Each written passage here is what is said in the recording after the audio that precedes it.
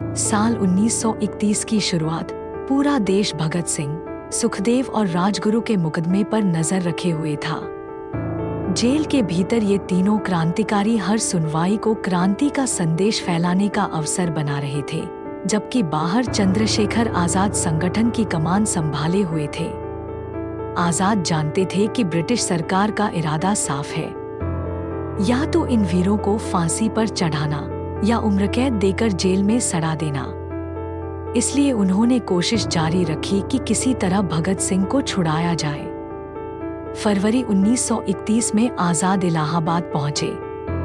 उनका ठिकाना था अल्फ्रेड पार्क, आज का चंद्रशेखर आजाद पार्क। वह यहीं से गुप्त रूप से क्रांतिकारी गतिविधियों का संचालन कर रहे थे। उनके साथ उस दिन साथी सुखदेव राज भी थे। अंग्रेजी पुलिस को उनकी मौजूदगी की खबर मिल गई। कहा जाता है कि किसी मुखबिर ने गुप्त सूचना देकर उनकी स्थिति बता दी। 27 फरवरी 1931 की सुबह सुबह पुलिस ने पूरे पार्क को घेर लिया। आजाद ने जैसे ही पुलिस को आते देखा, उनकी आंखों में एक चमक आ गई। आज अपनी प्रतिज्ञा निभाने का दिन आ गया है। पार्क के एक कोने में पेड़ के पीछे छिपकर आजाद ने अपनी पिस्तौल निकाली और निशाना साधा। पहली गोली चली, एक अंग्रेज सिपाही गिर पड़ा। दूसरी गोली, एक और घायल। पुलिस लगातार आगे बढ़ने की कोशिश कर रही थी, लेकिन हर कदम पर आजाद की गोलियां उनका रास्ता रोक देती। उनकी पिस्तौल से आग बरस रही थी और उनके चेहरे पर एक अजीब सा सुकून था। वह अकेले करीब 1 घंटे तक पूरी अंग्रेजी फोर्स से भिड़े रहे। लड़ाई के बीच उन्होंने अपने साथी सुखदेव राज से कहा, तुम निकल जाओ, संगठन को तुम्हारी जरूरत है। गोलियों की बौछार के बीच उन्होंने सुखदेव राज को सुरक्षित रास्ता दिखाया और खुद मोर्चा संभाले रहे। धीरे धीरे उनकी पिस्तौल में गोलियां खत्म होने लगी। जेब टटोलने पर केवल एक आखिरी गोली बची। आजाद की प्रतिज्ञा थी, मैं जिंदा पकड़ा नहीं जाऊंगा। उन्होंने आसमान की ओर देखा, होंठों पर हल्की मुस्कान आई और कहा, भारत माता की जय। इसके बाद अपनी ही पिस्तौल की आखिरी गोली अपने सिर पर चला दी। गोलियों की आवाज थम गई, लेकिन पूरे हिंदुस्तान में गूंज उठी, आजाद अमर है। ब्रिटिश सरकार ने राहत की सांस ली, लेकिन उन्हें यह एहसास भी हो गया कि एक आजाद की मौत हजारों नए क्रांतिकारियों को जन्म देगी। चंद्रशेखर आजाद की शहादत की खबर जेल तक पहुंची। भगत सिंह, सुखदेव और राजगुरु ने एक दूसरे की ओर देखा। आंखों में दर्द था, लेकिन चेहरे पर वही क्रांतिकारी सख्ती। भगत सिंह ने बस इतना कहा, आजाद जिंदा है जब तक उनके सपने जिंदा हैं। ब्रिटिश सरकार ने लाहौर षड्यंत्र केस में तीनों को फांसी की सजा सुना दी। अदालत में भगत सिंह ने हंसते हुए फैसला सुना और कहा, हमारा केस न किसी एक आदमी के खिलाफ है, न किसी सरकार के खिलाफ, बल्कि उस व्यवस्था के खिलाफ है जो इंसान को गुलाम बनाती है। वे जानते थे कि अब बचने का कोई रास्ता नहीं, लेकिन डर का नामोनिशान नहीं था। जेल के हर दिन का इस्तेमाल उन्होंने पढ़ने, लिखने और साथी कैदियों को प्रेरित करने में किया। सरकार ने आधिकारिक फांसी की तारीख 24 मार्च 1931 तय की थी, लेकिन डर के मारे उन्होंने 23 मार्च को ही शाम 7 बजे फांसी देने का फैसला कर लिया, ताकि भीड़ इकट्ठी न हो सके। यह भी अंग्रेजों की एक कायराना चाल थी। उस दिन भगत सिंह ने नाश्ते में दूध से मना कर दिया और कहा, जेल में रहते रहते दूध से जी भर गया, आज पनीर खाऊंगा। सुखदेव और राजगुरु के साथ बैठकर उन्होंने अंतिम भोजन किया। इसके बाद तीनों ने मिलकर जोर जोर से इंकलाब जिंदाबाद और साम्राज्यवाद मुर्दाबाद के नारे लगाए। फांसी घर की ओर जाते समय वे गा रहे थे, सरफरोशी की तमन्ना अब हमारे दिल में है। जेलर ने कहा, इतने खुश होकर फांसी पर जाने वाले तुम पहले कैदी हो।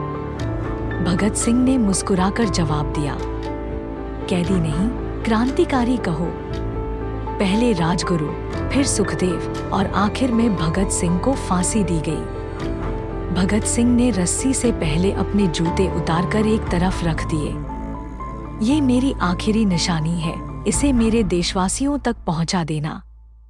शाम के अंधेरे में अंग्रेजों ने तीनों के शवों को चुपके से लाहौर के पास सतलुज नदी के किनारे जला दिया ताकि लोग अंतिम दर्शन न कर सकें। लेकिन खबर फैल गई और अगले दिन हजारों लोग उस जगह पहुंचकर राख और मिट्टी अपने घर ले गए, मानो कोई अमूल्य खजाना हो। पूरा भारत जल उठा। हर गली, हर गांव, हर शहर में आवाज गूंजी, शहीदों का बलिदान व्यर्थ नहीं जाएगा। तीनों की शहादत ने आजादी की लड़ाई को नई ऊर्जा दे दी। 23 मार्च 1931 की वह रात इतिहास में अमर हो गई। भगत सिंह, सुखदेव और राजगुरु के बलिदान की खबर बिजली की तरह पूरे देश में फैल गई। लोगों को विश्वास ही नहीं हुआ कि जिन नौजवानों ने अदालत में हंसते हुए ब्रिटिश हुकूमत को ललकारा, वे अब इस दुनिया में नहीं हैं। अगली सुबह पंजाब, उत्तर प्रदेश, बिहार, बंगाल, महाराष्ट्र, हर प्रांत में सड़कों पर भीड़ उतर आई। बाजार बंद हो गए, लोग काले झंडे लेकर जुलूस निकालने लगे। स्कूलों और कॉलेजों के छात्र बगावत में कूद पड़े।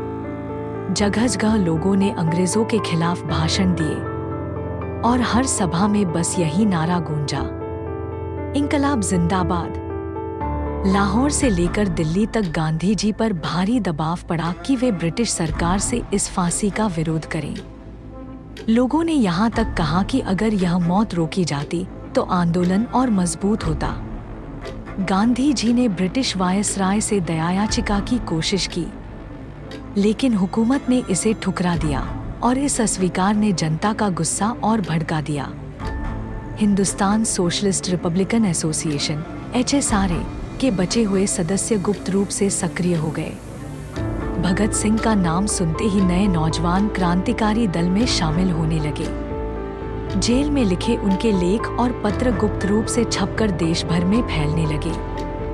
इनमें उनका प्रसिद्ध संदेश भी था, मेरी मौत के बाद आप मेरे शव को मत रोइए, बल्कि उस विचारधारा को आगे बढ़ाइए जिसके लिए मैंने जान दी है। भगत सिंह के बलिदान के कुछ ही समय पहले इलाहाबाद के अल्फ्रेड पार्क में चंद्रशेखर आजाद ने आखिरी गोली खुद को मारकर शहादत पाई थी।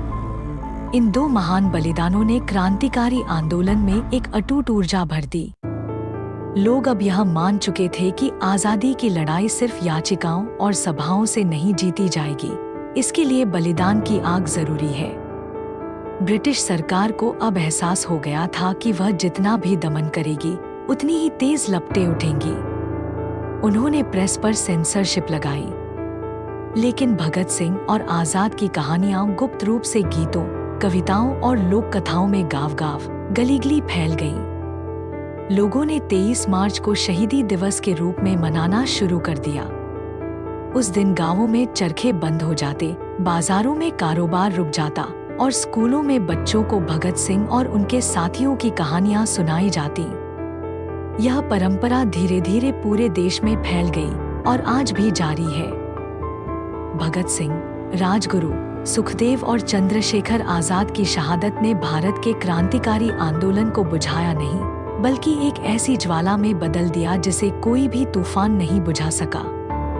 1931 के बाद का दशक ब्रिटिश हुकूमत के लिए सबसे बेचैन करने वाला दौर साबित हुआ, क्योंकि अब हर गली, हर कॉलेज, हर खेत में क्रांति की चिंगारी सुलग चुकी थी। Hindustan socialist Republican association (HSRA) भले ही अपने बड़े नेताओं को खो चुका था, लेकिन बचे हुए सदस्य बटुकेश्वर दत्त, यशपाल, शिव वर्मा और दुर्गा भाभी जैसे सेनानी गुप्त ठिकानों से सक्रिय रहे। वे भगत सिंह के विचारों को पुस्तिकाओं, पर्चों और गुप्त सभाओं के जरिए फैलाते रहे। उनकी रणनीति अब ब्रिटिश शासन की कमजोर कड़ियों पर हमला करना थी, जैसे रेल लाइनों को नुकसान पहुंचाना, हथियारों के गोदाम पर धावा बोलना और सरकारी खुफिया एजेंसियों को भ्रमित करना। शहीदों की तस्वीरें कॉलेजों के हॉस्टल कमरों की दीवारों पर लग चुकी थी।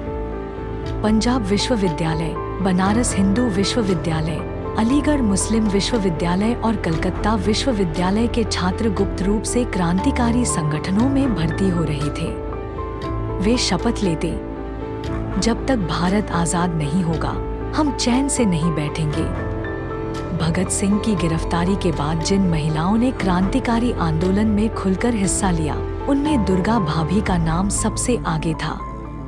वह न केवल क्रांतिकारियों को हथियार और पैसा पहुंचाती थी, बल्कि कई बार अंग्रेज अफसरों की आंखों के सामने से साथियों को बचाकर ले जाती थी। उनके साथ प्रीतिलता वाडेदार, कल्पना दत्त और सुचेता कृपलानी जैसी महिलाएं भी क्रांति का चेहरा बन चुकी थी। ब्रिटिश हुकूमत ने क्रांतिकारी गतिविधियों को कुचलने के लिए सीआईडी और इंटेलिजेंस ब्यूरो की ताकत बढ़ाई। सैकड़ों युवाओं को सिर्फ शक के आधार पर गिरफ्तार किया जाने लगा। लेकिन जेलों में भी क्रांतिकारी हार नहीं मानते। वे भूख हड़ताल करते, देशभक्ति के गीत गाते और जेल के अंदर से ही अपने संदेश बाहर भेजते। भगत सिंह की शहादत की खबर सिर्फ भारत में ही नहीं, बल्कि दुनिया के कई देशों में पहुंची। अमेरिका, ब्रिटेन, जर्मनी और रूस में भारतीय प्रवासी उनके पोस्टर और विचारों को फैलाने लगे। ब्रिटिश संसद में भी कुछ नेताओं ने कहा, अगर भारत में ऐसी क्रांति की लहर उठी है तो हमें समझना होगा कि दमन से इसका अंत नहीं होगा। 1930 के दशक में कांग्रेस का असहयोग आंदोलन भी चल रहा था, लेकिन कई नौजवानों को लगता था कि सिर्फ अहिंसा से आजादी नहीं मिलेगी। वे कांग्रेस में रहकर भी गुप्त रूप से क्रांतिकारियों की मदद करते। यह वह समय था जब भारत की स्वतंत्रता की लड़ाई दो धाराओं में चल रही थी, एक अहिंसक, दूसरी सशस्त्र, और दोनों ही अपने अपने तरीके से अंग्रेजों को कमजोर कर रही थी। भगत सिंह के लिखे लेख, उनके जेल के पत्र और आजाद की बहादुरी की कहानियां गीतों में ढल गईं। गांव-गांव में अलाव के पास, शहरों में गुप्त सभाओं में लोग 1940 का दशक आते आते अंग्रेजी हुकूमत पर कई दिशाओं से दबाव बढ़ चुका था। द्वितीय विश्व युद्ध, महात्मा गांधी का भारत छोड़ो आंदोलन, सुभाष चंद्र बोस की आजाद हिंद फौज और क्रांतिकारियों की गुप्त गतिविधियों ने ब्रिटिश साम्राज्य की नींव हिला दी थी। हालांकि भगत सिंह और चंद्रशेखर आजाद तब तक शारीरिक रूप से मौजूद नहीं थे, लेकिन उनकी गूंज इतनी प्रबल थी कि वह हर नौजवान के खून में दौड़ रही थी। भगत सिंह की विचारधारा और आजाद के साहस ने हजारों युवाओं को क्रांतिकारी रास्ता अपनाने के लिए प्रेरित किया। अमर शहीदों के किस्से गुप्त बैठकों में सुनाए जाते, गीतों में गाए जाते और अखबारों में छिपे संकेतों के रूप में छपते। यह नई पीढ़ी जानती थी कि आजादी की सुबह अब दूर नहीं। 1945 के बाद जब अंग्रेजों ने महसूस किया कि वे अब भारत पर लंबे समय तक शासन नहीं कर सकते, तो उन्होंने सत्ता हस्तांतरण की प्रक्रिया शुरू कर दी। लेकिन यह साफ था कि इस आजादी के पीछे सिर्फ कूटनीति और राजनीतिक समझौते नहीं थे, बल्कि वे बलिदान भी थे जिन्होंने हुकूमत को झुकने पर मजबूर कर दिया था। भगत सिंह का इंकलाब जिंदाबाद और आजाद की दुश्मन की गोली का सामना हम करेंगे वाली प्रतिज्ञा हर भारतीय के दिल में बस गई थी। जब 15 अगस्त 1947 की सुबह भारत का तिरंगा फहराया गया, तो देश के करोड़ों लोगों ने आंखों में आंसू और दिल में गर्व के साथ उस क्षण को महसूस किया। किसी ने भगत सिंह की तस्वीर के सामने दीप जलाया, किसी ने चंद्रशेखर आजाद के नाम की शपथ ली, और सबने माना कि यह आजादी उन वीरों की देन है जिन्होंने अपना सब कुछ देश पर न्योछावर कर दिया। भगत सिंह और चंद्रशेखर आजाद की कहानी सिर्फ इतिहास का हिस्सा नहीं रही, वह भारत की आत्मा बन गई। उनका जीवन बताता है कि साहस, त्याग और अटूट विश्वास से असंभव भी संभव हो सकता है। आज भी जब कोई नौजवान उनके किस्से सुनता है तो उसके सीने में गर्व की ज्वाला भड़क उठती है। और इस तरह भगत सिंह और चंद्रशेखर आजाद का सफर, जन्म से लेकर शहादत और फिर विचारों की अमरता तक, एक ऐसी वीर गाथा बन गया जो आने वाली सदियों तक हर भारतीय के दिल में गूंजती रहेगी।